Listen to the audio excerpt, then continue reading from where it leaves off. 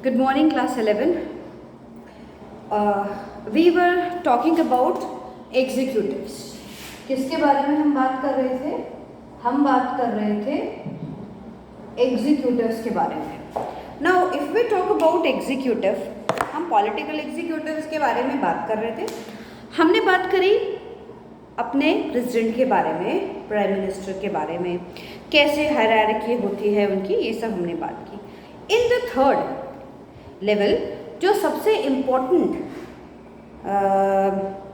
हमारे एग्जीक्यूटिव्स हैं वो हैं हमारे यूनियन काउंसिल ऑफ मिनिस्टर्स. कौन होते हैं, कैसे चूज करते हैं, कितना टेन्योवर है, क्या मतलब किस तरह से अपॉइंटमेंट होता है, क्या रिमूवल के प्रोसीजर्स हैं उसके, उन सब चीज़ों के बारे में will have a talk today. So the Union Council of Ministers, they exercise executive authority in Republic of India. It consists of senior ministers जिनको कि cabinet ministers के नाम से भी हम जानते हैं, junior ministers जिनको कि minister of states हम बोलते हैं, and very rarely cabinet में हमारे जो deputy ministers की कैटेगरी में आते हैं वो लोग आते हैं. और ये जो पूरी काउंसिल बनती है, this council is led by the prime minister of India. Now a smaller executive body called the union cabinet. अब ये बहुत बड़ी हो जाती है, जिसको हम पूरा यूनियन काउंसिल ऑफ मिनिस्टर्स कहते हैं. इन्हीं में से निकल के कुछ एक छोटा यूनियन कैबिनेट मिनिस्ट्री बनती है. That is the supreme decision making body in India. पूरी इंडिया में सबसे सुप्रीम डिसीजन मेकिंग बॉडी वही होती है. Only the prime minister and ministers of the rank of the cabinet ministers are member of union cabinet in accordance with article 75. Constitution के article 75 में ये चीजें मेंशन की गई हैं. अब रेगुलेशन कैसे होता है, इनका जो अपॉइंटमेंट होता है, इसका रेगुलेशन कैसे होता है, देखो इसके लिए हम जाएंगे अपने आर्टिकल 75(3) पे. कॉन्स्टिट्यूशन के आर्टिकल 75(3) को जब हम देखते हैं तो हम देखते हैं the council of ministers is responsible collectively to the lower house of the parliament, that is house of people बोलते हैं, भी बोलते हैं हम उसको, लोकसभा भी बोलते हैं. When a bill introduced by a minister in the Lok Sabha is not approved by it, so the entire council of ministers is responsible and not only the minister. क्योंकि कोई भी बिल जब लोकसभा में आता है या पारित नहीं हो पाता है, उससे पहले ऐसा नहीं है डायरेक्ट जो मिनिस्टर, सपोज फाइनेंस मिनिस्टर को कोई बिल है जिसको कि पास कराना है, तो ऐसा नहीं है कि वो डायरेक्टली उस बिल को उसमें लोकसभा में डाल देगा. नहीं, उससे पहले हमारी ये जो कैबिनेट मिनिस्ट्री है उसमें उस बिल को पूरा पढ़ा जाता है. तो अगर उसमें कुछ लूप होल्स हैं, कुछ अप एंड डाउन्स हैं, तो उसके लिए कौन है, पूरी कैबिनेट मिनिस्ट्री हमारी रिस्पॉन्सिबल ठहराई जाएगी. Now a minister shall not take any decision without being considered by the council of ministers. ये कहाँ लिखा गया है, 78C, आर्टिकल 78C कॉन्स्टिट्यूशन का ये जिम्मेदारी देता है कि कोई भी मिनिस्टर जो है वो क्या करेगा, shall not take any decision, बिना कंसिडरेशन के, काउंसिल ऑफ मिनिस्ट्री के बिना कंसिडरेशन के कोई भी वो डिसीजन नहीं लेगा. all the union cabinet ministers shall submit in writing to the president to propose proclamation of emergency. Indira Gandhi ने इकोनॉमिक इमरजेंसी लगाई थी, हमारे यहाँ इंदिरा गांधी ने इमरजेंसी लगाई थी. एक ही बार हुआ है ऐसा. अब इमरजेंसी लगाने से पहले सारे यूनियन के जो कि कैबिनेट मिनिस्टर्स हैं ये प्रेसिडेंट को इन राइटिंग देंगे, मतलब everything must be in black and white form. और ये कहाँ लिखा गया है, ये हमारे कॉन्स्टिट्यूशन के आर्टिकल 352 में हमको बताया गया है. अब अकॉर्डिंग मतलब हर चीज़ जो हम पढ़ रहे हैं, जो हम कर रहे हैं, ये सारा हम हवा में बात नहीं कर रहे हैं. ये सारी चीज़ें जो हैं ये हमारे कॉन्स्टिट्यूशन में बिल्डअप है हमारे लिए. ये सारे प्रोविजंस जो हैं ये हमारे कॉन्स्टिट्यूशन में बिल्डअप है ऑलरेडी हमारे लिए. According to the Constitution of India, the total number of ministers in the Council of Ministers must not exceed 15% of total number of members of parliament. अब ऐसा नहीं है कि आप किसी को भी चाहो, जिसको भी आप चाहो आप मेंबर बना दोगे और जिसको चाहो निकाल दोगे, जितने कैबिनेट मिनिस्टर्स आप बनाना चाहो बना दोगे और जितने हटाना चाहो हटा दोगे। ऐसा कोई प्राइम मिनिस्टर या प्रेसिडेंट की कोई दादागिरी नहीं चलेगी। कॉन्स्टिट्यूशन में बिल्कुल क्लियरली ये चीज़ मेंशन है कि 15% किसके, लोकसभा के 15% से ज़्यादा मेंबर्स कैबिनेट मिनिस्ट्री का पार्ट नहीं बन सकते। ना any minister who is not a member of either of the house, दोनों में से किसी का भी मेंबर नहीं है, 6 महीने के लिए वो अगर उसको बना भी दी गया है तो 6 महीने के अंदर अंदर उसको कोई ना कोई इलेक्शन फाइट करना होगा और किसी भी हाउस का मेंबर जो है वो उसको मेंबर बनना पड़ेगा, अदरवाइज उसको उस काउंसिल ऑफ मेंबर की पोस्ट से हटा दिया जाएगा, उसको रिजाइन देना पड़ेगा। अब रैंकिंग कैसे होती है इनकी, ये जो काउंसिल ऑफ मिनिस्टर्स होते हैं हमारे, इनकी रैंकिंग कैसे होती है? देखो 5 कैटेगरीज में, पूरे मेंबर्स को 5 कैटेगरीज में डिवाइड किया जाता है। सबसे पहले प्राइम मिनिस्टर, रैंक के अकॉर्डिंग सबसे पहले हमारे प्राइम मिनिस्टर आते हैं, उसके बाद deputy prime minister if any, अगर हैं तो सेकंड नंबर पे डिप्टी प्राइम मिनिस्टर आएंगे। डिप्टी प्राइम मिनिस्टर का काम एक्चुअली क्या होता है? He only presides as prime minister in the absence और as the senior most cabinet member, और कोई बहुत ज़्यादा एक्टिव रोल नहीं होता है। थर्ड नंबर पे आएंगे हमारे cabinet ministers, member of cabinet who leads the any particular ministry. उसके बाद आएंगे मिनिस्टर ऑफ स्टेट्स जो हमारे आते हैं, इंडिपेंडेंट चार्ज है जिनके पास।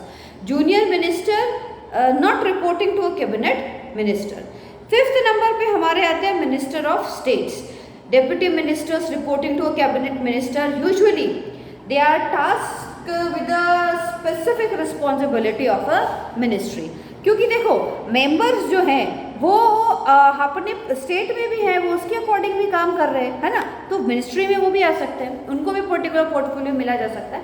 तो इस तरह से 5 कैटेगरी में हम इनको डिवाइड करते हैं हायरार्की वाइज। इसके बाद अपॉइंटमेंट कैसे होता है इनका? आर्टिकल 75 अगेन उसी को उठाएंगे हम। आर्टिकल 75 बता रहा है that a minister who works at the pleasure of president is appointed by the president on the advice of prime minister. अब प्रेसिडेंट और प्राइम मिनिस्टर का रोल हम देख रहे हैं और बार बार हम एक ही चीज पढ़ रहे हैं कि prime minister plays an active role और हमारा जो प्रेसिडेंट है वो रबर स्टैम्प है, बनाएगा प्राइम मिनिस्टर ही, लेकिन उसको रजामंदी देनी पड़ेगी, उसकी एडवाइस पर देगा। तो since it least the turn off the millennium, evidence indicates that an MP's electoral performance enhanced the likelihood of being granted as a minister's portfolio। अब देखो कॉन्स्टिट्यूशन क्या बोलता है, जो रिटन डॉक्यूमेंटेशन हमारे पास अवेलेबल है और जिस बेस पे हम देखते हैं मिनिस्टर बनाए जा सकते हैं। अब कॉन्स्टिट्यूशन ये बोलता है कि प्राइम मिनिस्टर को क्या करना चाहिए, उन लोगों को पर्टिकुलर पोर्टफोलियो दिया जाना चाहिए जिन लोगों को उस पर्टिकुलर डिपार्टमेंट की समझ है ना। अब ये 2 ही गवर्नमेंट में हमें देखने को मिला है आज का, otherwise it totally depends on the will and wish of prime minister. एक तो अटल बिहारी वाजपेयी जी के टाइम में जब वो प्राइम मिनिस्टर थे तब हमने देखा था कि अपनी काबिलियत के अकॉर्डिंग डिपार्टमेंट्स मिले थे, या अब हम 2014 से नरेंद्र मोदी जी की सरकार में ये चीज़ देख रहे हैं कि जो जिस काम को करने के लिए बेस्ट है उसको उसके अकॉर्डिंग ही पोर्टफोलियोज जो हैं वो मिल रहे हैं। तो क्योंकि वो क्या है, मेंबर है किस चीज़ के, एक बहुत हायर डिपार्टमेंट है जो सारे देश को उस रिलेटेड हेल्थ मिनिस्ट्री है, हेल्थ रिलेटेड सारे इश्यूज हेल्थ मिनिस्टर जो है वो टैकल करेगा। अगर उसको खुद ही कुछ भी नॉलेज नहीं है तो कोई भी उसको बेवकूफ़ बना सकता है। लेकिन अभी हम देखते हैं खुद डॉक्टर हमारा हेल्थ मिनिस्टर है, तो कितनी सारी चीज़ें हैं जो ऑलरेडी उसकी नॉलेज में है, तो वो और बेटरमेंट करवा पाएगा और अच्छे से इस मिनिस्ट्री को करवा पाएगा। ये सारी ये बेसिक चीज़ें हैं इन सब के पीछे। ये तो बात हो गई अपॉइंटमेंट की। अब रिमूवल कैसे होता है, कैसे हटाया जा सकता है? अपॉन डेथ हो गई उनकी तो ऑटोमेटिकली कुर्सी खाली हो गई। अपॉन सेल्फ रेजिग्नेशन, उन्होंने खुद रिजाइन कर दिया। Upon dismissal by the president for ministers unconstitutional act 75(2) article हम बताता है कि अगर कोई मिनिस्टर है ना जो है वो अनकॉन्स्टिट्यूशनल बिहेवियर करता है तो उसे हटाया जा सकता है। या upon direction from the judiciary for committing वोलेशन of law, कोई ऐसा मेंबर है जिसने सीट पर रहते हुए किसी भी लॉ को ओवरवीम किया है, उसको हटाया जा सकता है। Upon ceasing eligibility to be a member of parliament, उसके पास मेंबर ऑफ पार्लियामेंट की एलिजिबिलिटी नहीं है। तो ये तो कॉन्स्टिट्यूशन मेड है। कई बार हम देखते हैं अगर प्राइम मिनिस्टर को ये लगता है कि this particular person is not able to fulfil the responsibilities which are being given to him, तो उनसे भी 1-2 डिपार्टमेंट्स ले लिए जाते हैं। तो ऐसा नहीं है कि एक बार बन गया तो बन गया, उसको कोई हटा नहीं सकता। ये तो थी सेंटर की बात। अब हम बात करें council ministry in state governments कैसे काम करती है। Every state of India is governed by the council of minister with rule and procedures similar to union council of ministers. इनका अपॉइंटमेंट, रिमूवल सब कुछ ऐसे ही होता है। अब किन एक्ट्स के तहत होता है? हमारे आर्टिकल 163, 164, 167C, इन आर्टिकल्स में इन किस तरह से ये काम करेंगे, क्या एलिजिबिलिटी क्राइटेरिया है, वो सारी चीज़ें मेंशन है। अब हमने करंट यूनियन काउंसिल मेंबर की बात करते हैं। इंडियन कैबिनेट मिनिस्ट्री में कौन है? नरेंद्र मोदी जो है वो हमारे पीएम हैं, प्राइम मिनिस्टर हैं। कौन कौन से पोर्टफोलियो हैं इनके पास? पर्सनल पब्लिक ग्रीवेंस का है, पेंशन का है, atomic energy, department of space हमने बात की थी, ये सारे तो प्राइम मिनिस्टर के पास रहते हैं। Other than that all important policy issues in all other portfolios not allocated to any minister, वो सारी चीज़ें किनके पास हैं? इनके पास हैं। मिनिस्ट्री ऑफ डिफेंस कौन है? हमारा राजनाथ सिंह हमारे डिफेंस मिनिस्टर हैं। अमित शाह हमारे मिनिस्टर ऑफ होम अफेयर्स है, जिसको होम मिनिस्टर भी बोला जाता है। सुब्रमण्यम जयशंकर हमारे मिनिस्टर ऑफ एक्सटर्नल अफेयर्स हैं। Nitin Gadkari minister of road transport highway, minister of micro small and medium enterprises हैं। स्मृति ईरानी है। स्मृति ईरानी क्या है? मिनिस्टर ऑफ टेक्सटाइल मिनिस्टर और वुमेन एंड चाइल्ड डेवलपमेंट, ये डिपार्टमेंट इनके पास है। पीयूष गोयल हैं, वो है minister of railway, minister of commerce and industry. So इन लोगों के पास ये डिपार्टमेंट्स हैं। इसके बाद डीवी संगनाथन गौड़ा हैं। मतलब बहुत सारे अलग अलग लोगों के पास हम देखते हैं कि अलग अलग मिनिस्ट्रीज जो हैं वो अवेलेबल है अपने काम को करने के लिए। डीवी गौड़ा, सदानंद गौड़, ये हमारे हैं minister of chemicals and fertilizers. Arjun Munda ministers of tribal affairs हैं। और हरसिमरत कौर बादल ये हमारे फूड प्रोसेसिंग इंडस्ट्री मिनिस्टर हैं। रामविलास पासवान जो है वो हमारे minister of consumer affair, food and public distribution, ये डिपार्टमेंट इनके पास है। रविशंकर प्रसाद हैं हमारे। रविशंकर प्रसाद जी के पास minister of law, justice, communication, electronics, information technology, ये सारे डिपार्टमेंट्स इनके पास हैं। इसके पास हैं धर्मेंद्र प्रधान जो minister of petroleum, natural gas and minister of steels हैं। नरेंद्र सिंह तोमर हैं। नरेंद्र सिंह तोमर के पास ministry of agriculture, farmer welfare, minister of rural development, minister of Panchayati Raj, ये सारे डिपार्टमेंट्स इनके पास हैं। इसके बाद थंवर चंद गहलोत हैं, इनके पास सोशल जस्टिस एंड एम्पावरमेंट है। रमेश पोखरियाल हैं, ये ह्यूमन डेवलपमेंट मिनिस्टर हैं। हर्षवर्धन हैं। हर्षवर्धन जो कि खुद हिमसेल्फ ही इज़ अ डॉक्टर, उनके पास minister of health, family welfare, science and technology, minister of earth science, क्योंकि इनकी बहुत अच्छी नॉलेज है इसलिए इनको डिपार्टमेंट दिया हुआ है। प्रकाश जावड़ेकर हैं, इनके पास मिनिस्ट्री ऑफ एनवायरनमेंट है, climate change, information, broadcasting, minister of heavy industries, public enterprises. तो इस तरह से हम देखते हैं अलग अलग लोगों को अलग अलग डिपार्टमेंट उनके अकॉर्डिंग दिए जाते हैं, है ना। इसी तरह से स्टेट मिनिस्टर्स हैं, वो उनके पास कईयों के पास इंडिपेंडेंट चार्ज रहता है, कईयों के पास जो है इंडिपेंडेंट चार्ज नहीं रहता है। तो इस तरह से ये लोग जो हैं वो सब काम करते हैं। तो ये कैबिनेट मिनिस्ट्री। अब हम एक और बहुत इंपॉर्टेंट पर्सन को भूल गए एग्जीक्यूटिव को, वाइस प्रेसिडेंट ऑफ इंडिया। देखो, the vice president is elected for 5 years। हम देख रहे हैं शुरू से, we are watching that tenure जो है हर चीज़ का, प्राइम मिनिस्टर का, प्रेसिडेंट का, हर किसी का 5 साल है।